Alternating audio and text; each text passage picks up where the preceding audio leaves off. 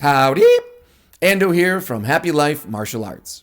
Welcome to episode number 81 of Fight for a Happy Life, the show that believes even a little martial arts makes life a whole lot better.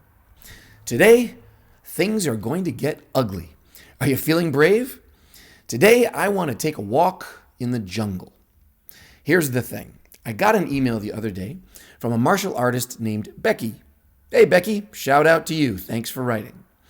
Now, Becky has a concern that even if she trains really, really hard in the martial arts, even if she puts all of her time and energy and passion into it, it's still possible that some brutish thug can overwhelm her, even if he's got no training whatsoever, that she's just going to be outmatched and beat up. Now, this is not the first time this question has come up. If you've been listening to this show, I've raised this topic a couple of times, and I'll put the links below to those episodes, just in case this rambling is not enough for you. I have other thoughts on this topic. But today, I wanted to take a new approach. I have another thought that I haven't really brought up before. But, like I said, this could get ugly. We're going to talk about the law of the jungle. And the jungle, my friends, is a scary, horrible place. You may not like what you find in the jungle. But I do believe if you're brave enough to step into the darkness, we will find some bright spots along the way. So, gird your loins, get your coffee, do what you have to do. Are you with me? Then let's get stepping.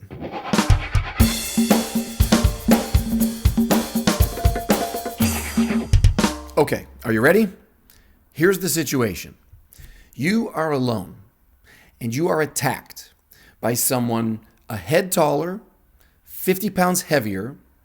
They're maybe in their 20s. It's a guy. He's got some kind of athletic base, not necessarily trained in martial arts, but maybe he's played some rugby or some football. So he's tough. And for whatever reason, he's got his eyes on you, jumps on you, and is committed to hurting or maybe even killing you. That's the scenario. Now, to be honest is very difficult, but be honest with yourself. What are your chances of surviving that attack right now? I don't care what your rank is, what you've studied, how old you are. Just right now, what's your first reaction to that question? Jumped on by a bigger, stronger, crazier animal in the jungle. Are you going to survive that situation or not? Now, let me be clear. I'd like to set up this context as self-defense only. I'm not talking about making someone tap or necessarily killing them. I'm saying that when you're attacked by this larger, stronger, faster, crazier animal, that you will be able to survive that, stop them from getting what they want from that situation, and escaping. So what are your chances? Now, it's very easy in the martial arts to have one or two thoughts. One, you might think, man, I get beat up in class all the time. I've been here for years, but in sparring, I still get beat up. If I'm grappling, I still get tapped out. And look, I'm going to be honest about it. When someone's bigger and stronger than me, I have a really hard time, and I really feel like I'm not getting anywhere. I'm not making progress. And therefore, the law of the jungle means the bigger, stronger animal wins every time against the smaller, weaker, slower, older, kinder animal. That's one approach. The other answer could be a feeling of, are you kidding me? Do you know who my teacher is? Do you know how tough my school is? Do you know how long I've been doing this? I am invincible. I can't be beaten. I don't care who it is. If they don't even have any training, they don't have a chance against me. Now, I don't want to get into a style battle here. Let's just be very general about this.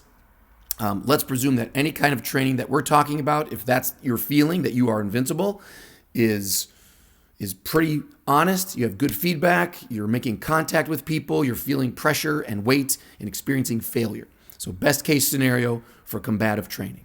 All right, so those are the two extremes, perhaps, of attitude. And of course, there's a lot of propaganda here in the middle. You might have one group that really oversells how competent you can be at self-defense. They're saying, oh, study this. This is the most deadly system ever devised. These are the most deadly techniques taught to elite army groups and militia type groups, this is what you want. Never fear again, never walk in fear again, that kind of pitch. On the other side, you might have someone who just says, look, martial arts is great for your health. It's great for a sense of community, get you out of the house. It's fun, it's goal setting. But look, at the end of the day, someone bigger, stronger, crazier will always beat the smaller animal. There's no way around that. That's just the way it is. That's life. Okay, so we have a pretty wide spectrum here of attitudes about martial arts.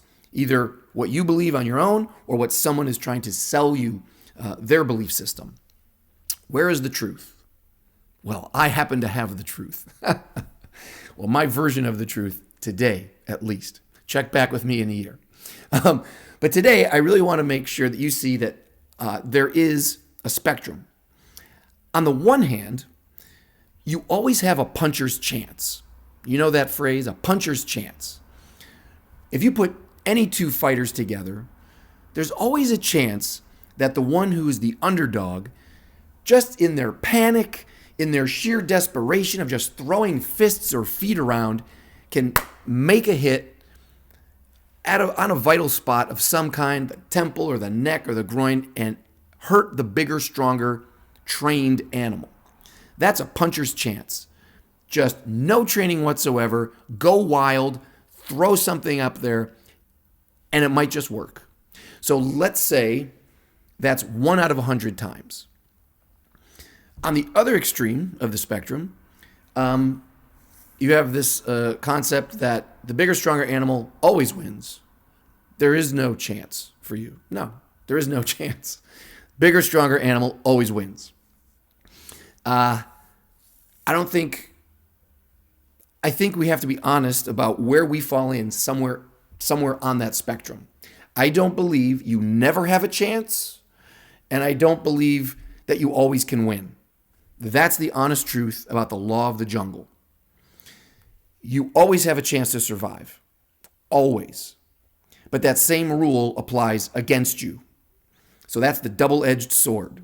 On the one hand, you can always defend yourself. Never let anyone tell you that you have no chance. So it is always worth fighting. Always. On the other hand, no matter who you are or what you train or how long you train, you never have a 100% guarantee that you are going to survive. Anyone can be killed. Anyone. So don't buy the hype either way.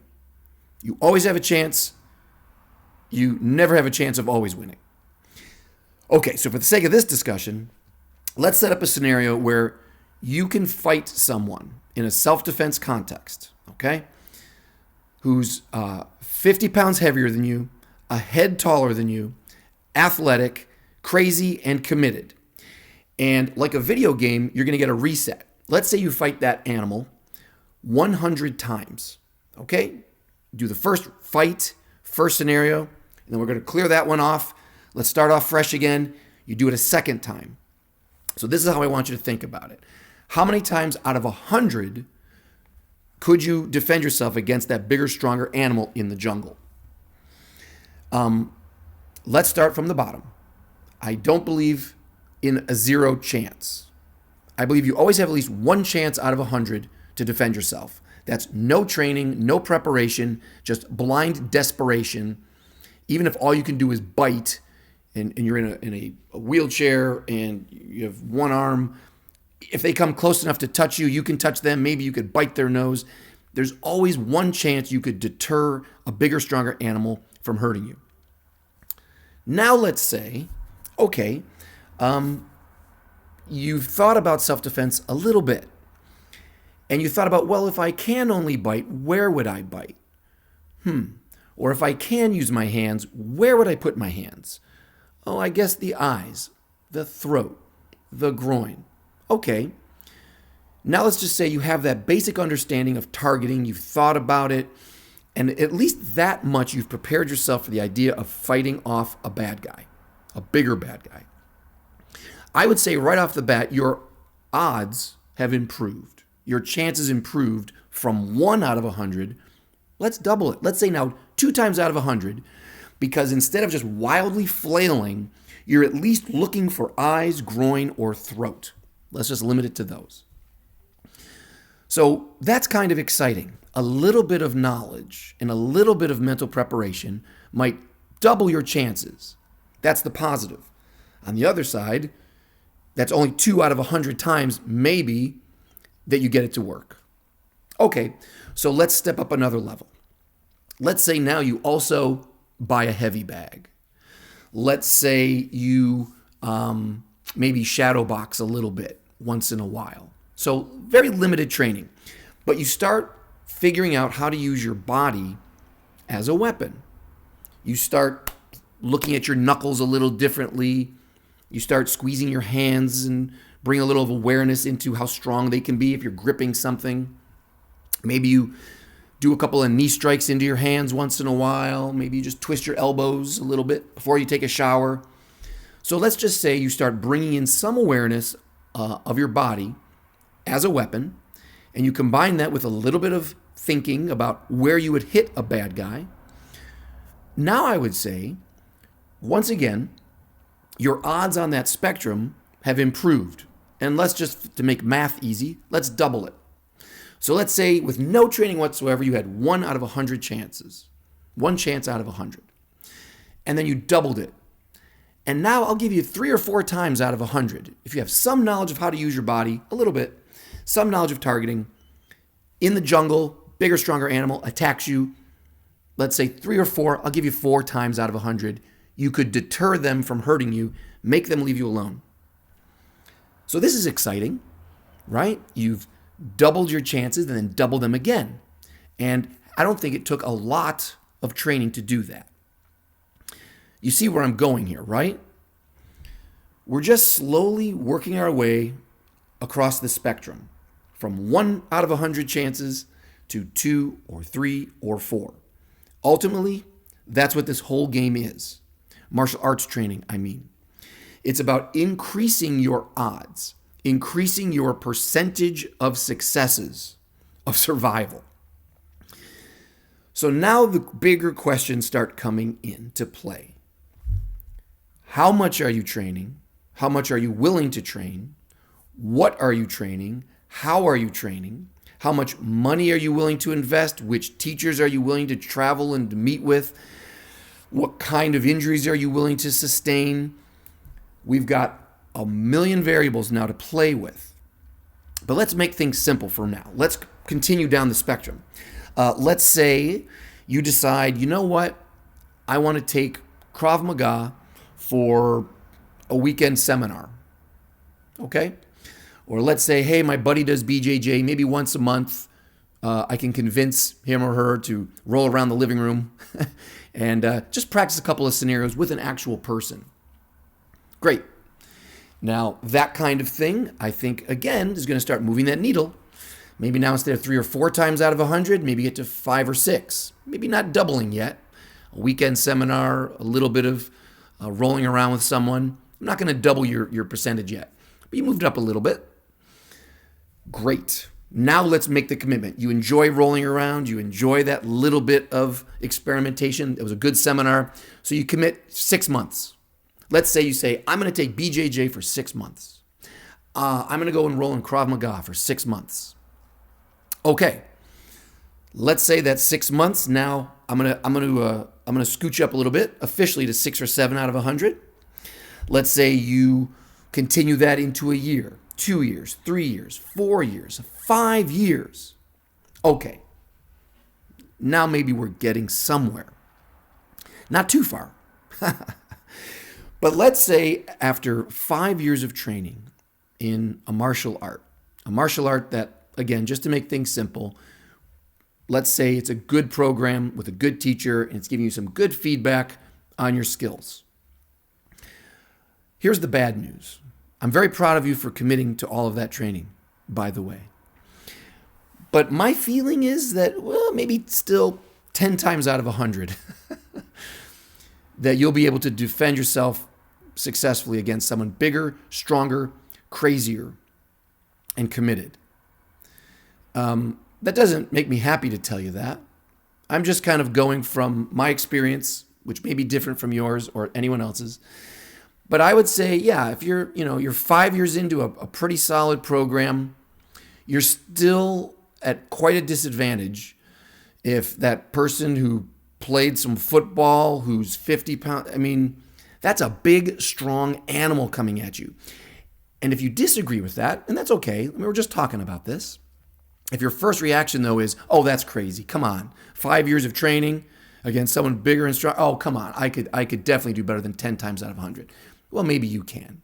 Okay. But it's also possible that maybe you're not training with the kinds of animals I'm talking about. It's very easy to get lulled in the martial arts into a sense of confidence when you train with people kind of your size, or they're not that athletic, or they're not that committed to their training. And you say, well, I got a big guy at my dojo. Like, okay, but is he a world-class athlete? Is he completely committed to killing you when you train? Those things make a difference. When you get your hands, or someone, I should say, gets their hands on you, and they're at a higher level of athleticism and strength, their muscle fibers just are not built like yours. And I'm not just talking about trying to compare females to males. I'm a male. And the first time you touch someone who's like an elite athlete, or and you feel their muscles firing, their speed is so much greater than mine. Their strength is so much greater than mine. The way that they can explode, it's like they're teleporting. I'm thinking I'm pretty fast. For a while when I was younger, I thought I was pretty fast. My punches, my kicks, my footwork. And then you get squared up with somebody who, and again, without even much training, they're just built differently. And I'm going to go into this topic in a different podcast about just elite athletes and what we can do to try to even up the scales. But isn't that what martial arts is? It's the person at the disadvantage trying to even the scales against someone who outclasses them, is just better than them at balance and coordination and toughness, pain tolerance, drive, tunnel vision, killing instinct. Holy smokes, that could be really frightening. So again, if you think 5 years of training if I'm lowballing you at 10 times out of 100 as a success rate, I just want to put it back on you to suggest that, are you really training with people who scare you? Because when you do, I think that's what's given me a more humble estimation of my skill level at the 5-year mark. I think that's why, because it's just frightening when you touch that kind of person. Okay, but let's move on. Let's say you stay in that program 10 years. Okay, now you're 10 years into martial arts training. And I'm talking 3 to 5 classes a week, at least an hour to 2 hours per pop, doing a little home training as well, supplementing, of course. Where does that put you? What do you think I'm going to say? And I'm curious what you would say, so please let me know in the comments. 10 years of training, and now you get attacked by this bigger, stronger, faster, more athletic animal. What are your chances now, do you think? I'm going to give you 20 to 30. That's what I'm going to put for myself. 10 years of training, maybe 20. High end 30. Basically double, okay? That 5 years of training to 10 years of training, I'll double it to like 20 to 30. Now, does that seem like I'm lowballing again? It might, and I get that, and I expect some pushback on this, so feel free. It's okay. I'm just being honest. The bottom line here is that there are limits to what you can do. And let's just push it out all the way now to the end of the spectrum. I've been training for over 30 years in the martial arts. I think a lot of my training has had really good feedback. I don't think all of it has, but I think much of it has. I have been blessed to find some training partners who outclass me in every way, physically and in mental toughness, I would also say. I think some people just have that fighting gene and they can take pain and they're not afraid of making contact. I think I had issues with all of those things. So I've never presented myself as a tough guy. I'm not particularly athletic. Couldn't make track team, all kinds of things I couldn't make. Martial arts was a place for someone like me. Can't make the can't get off the bench? Well, martial arts will accept you. Here I am. So having said that, with over 30 years of training, I think on my best day, my perkiest, my peppiest, my most flexible, most motivated and impassioned state, I'm going to give myself 70, 60 to 70 range. If you're a little more athletic than I am or a little tougher than I am, I'll get you up to 80, let's say. Out of 100 times you're attacked, bigger, stronger, crazier, savage animal, I still don't think you'll never get to 100%. I hope we agree on that. But I'm still going to pull you down into the realm of 80 out of 100 times that you are able to defend yourself successfully, survive. How do you feel about that?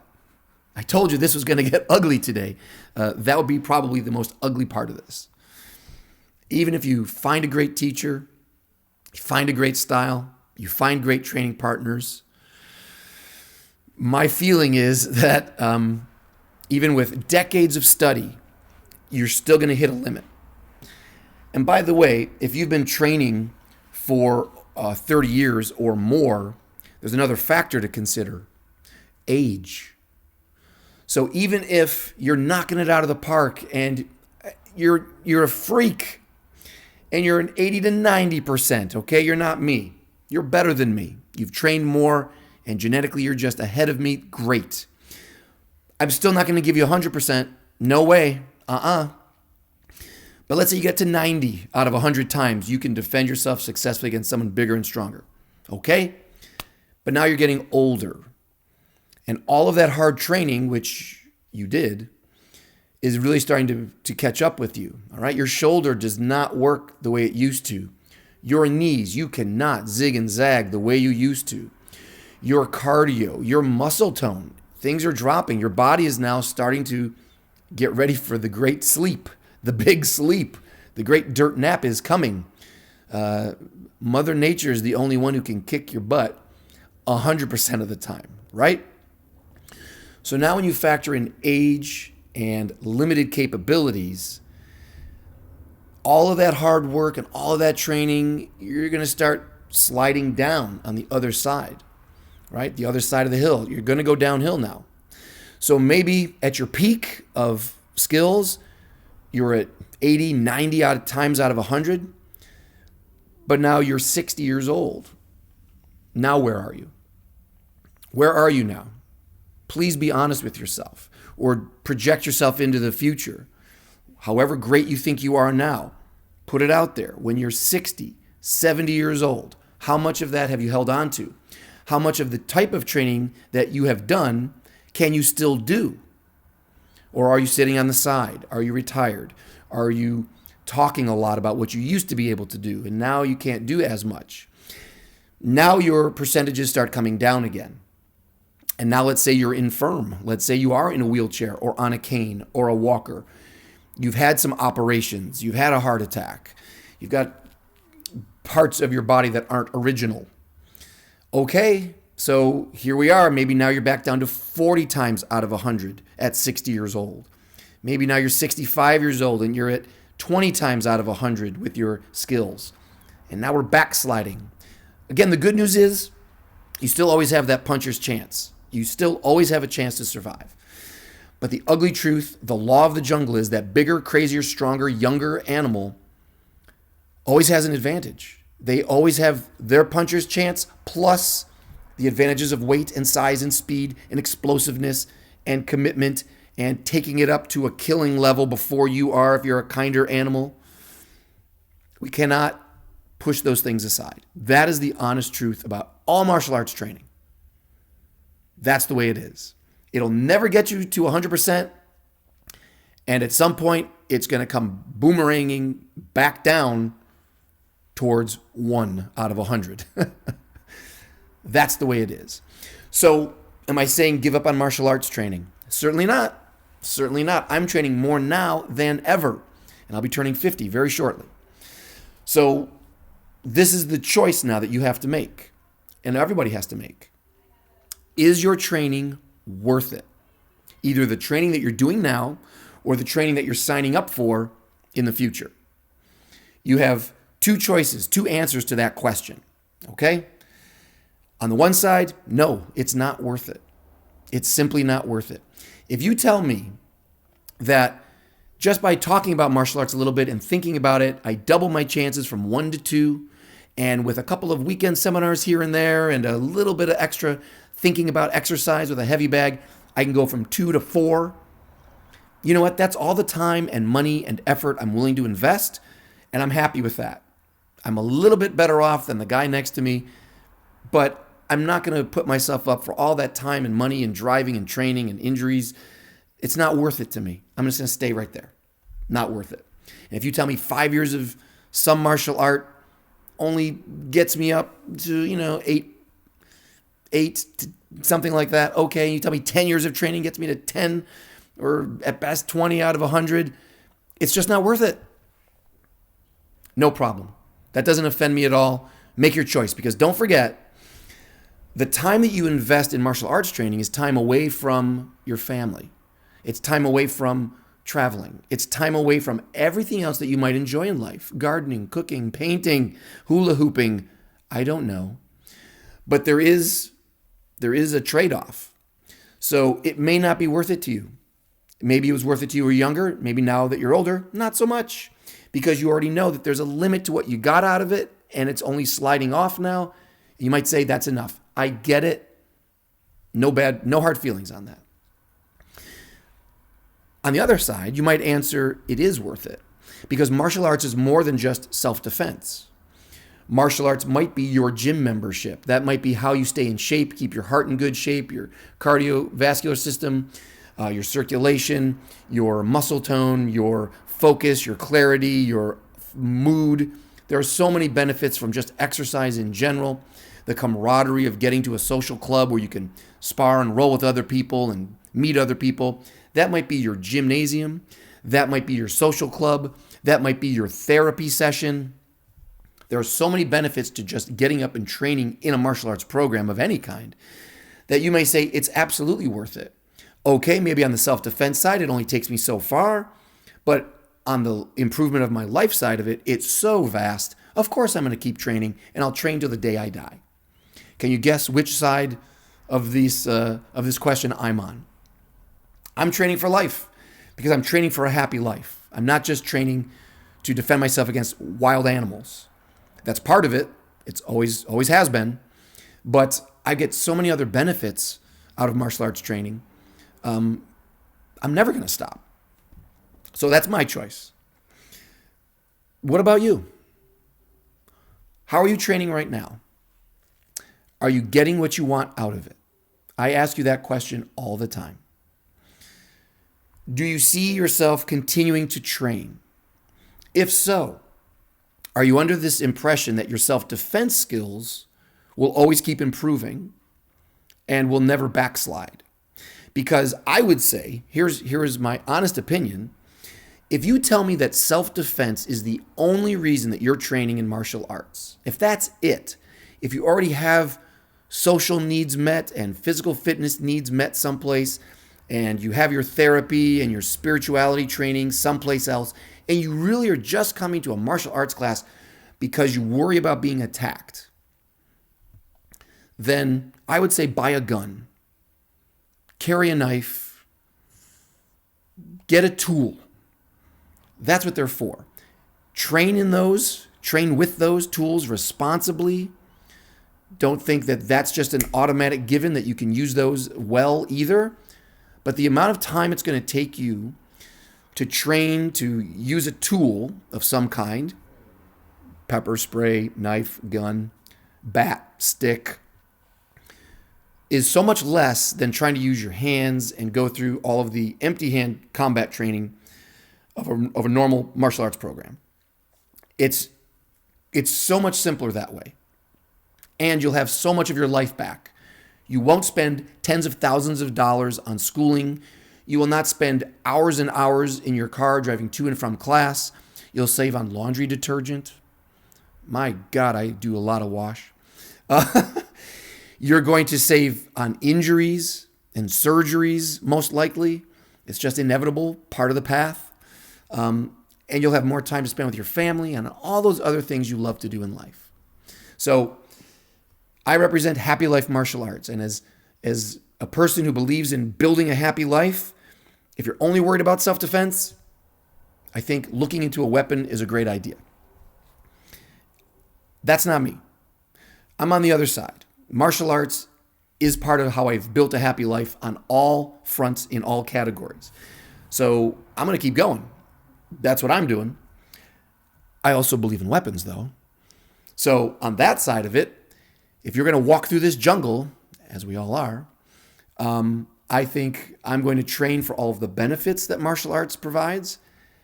And on the self-defense front specifically, I do believe in weapons. I don't teach them on YouTube, because I think that might be irresponsible at this point of what I'm trying to do. But I absolutely believe in them. Yes. So this is a big question. How are you training? How much of your life are you willing to devote to your training? And are you being clear-headed about what you're going to get out of your training? Because I say again, there are plenty of people out there who might lead you to believe that you're just going to keep getting better. That's it. With self-defense, if you just learn that one more form, if you just go to that one more seminar, if you just go meet that one more teacher, if you just practice one more hour, that it never ends, that there's this never-ending improvement, never-ending success rate. I should divide those two statements. I should divide that one statement into two. Yes, you can keep improving. My stances, my kicking, my breathing, my attitude, my mentality, my strategy, my tactics, I am making improvements all of the time. Absolutely true. However, that does not mean that my success rate in a wild attack is going up all the time. Does that make sense? I am becoming more efficient in how I use my body. I am becoming more comfortable in doing what I have to do to be successful. But on the other hand, I'm getting older. And the tough guys are not getting less tough. So my success rate is, going down while my improvement is coming up. Those are both possible because now all I'm talking about is slowing my backslide. However, I have peaked through technique and strategy over the years, and then I start coming down. I definitely in my late 30s, the types of training that I was doing then, I was starting to have a backslide there. I was definitely backsliding, right? I was getting slower. There was talk about a hip implant. There was my shoulders eventually in my 40s started acting up. Okay, energy, recovery times, backsliding. So I found different ways to train, different teachers, different ideas, different styles to start trying to say, whoa. Well, if I can't do that kind of kicking, what if I kick this way? Whoa. If that strategy doesn't work, what if I try this strategy? So there's an inevitable backslide, believe it. But through smart training, you can slow it down and try to maintain the highest percentage possible.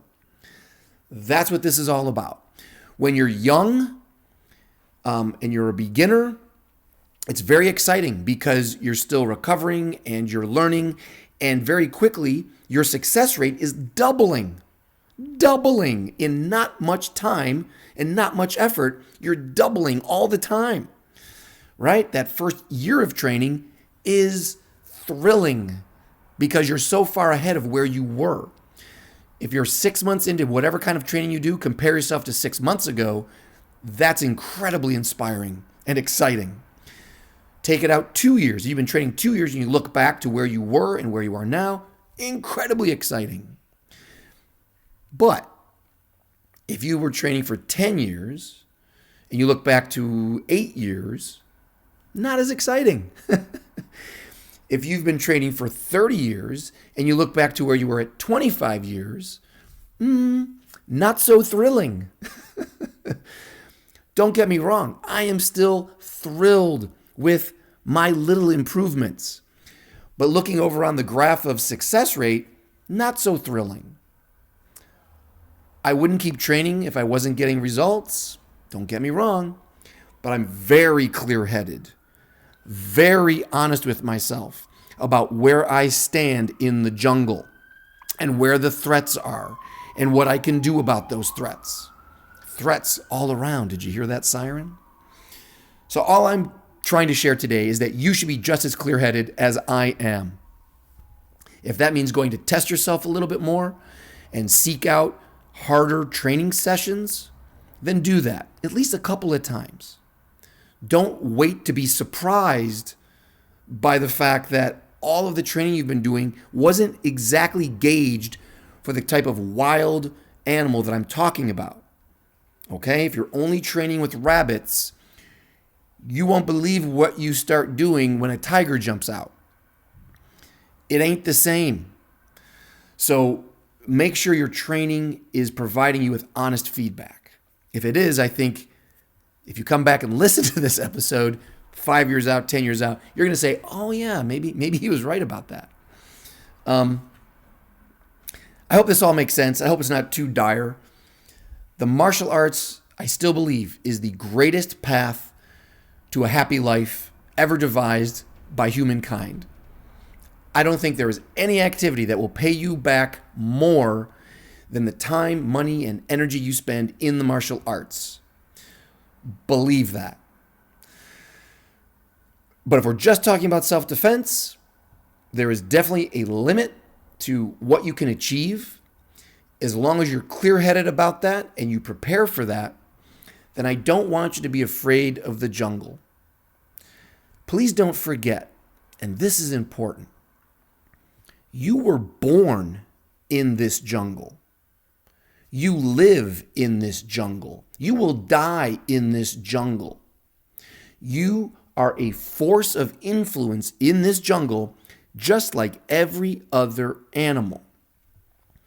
If you're afraid of being in the dark with another animal, that animal should also be afraid of being in the dark with you. Never forget your puncher's chance. Never forget that no animal in the jungle is guaranteed a 100% success rate. You can be successful. You, with a little work and a little effort, can be incredibly successful.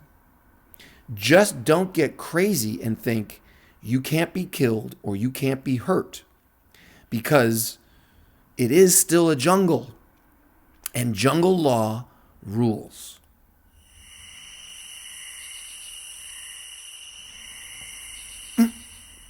Wow, are you still here? You made it through that terrifying walk through the jungle? Well, good for you. That just means you're my kind of person. And hey, if you're my kind of person, you might be interested in a little more detail about how I've made my way through the jungle. That's why I have finally started to shoot some online courses. They're going to be available as fast as I can shoot them on my website. Of course, you're always welcome to send me an email if you have a question or a problem. And if you ever want to jump on a video lesson or train in person, we could probably set that up too. But for now, smiles up, my friend. Let that smile be your shield and your sword. Keep fighting for a happy life.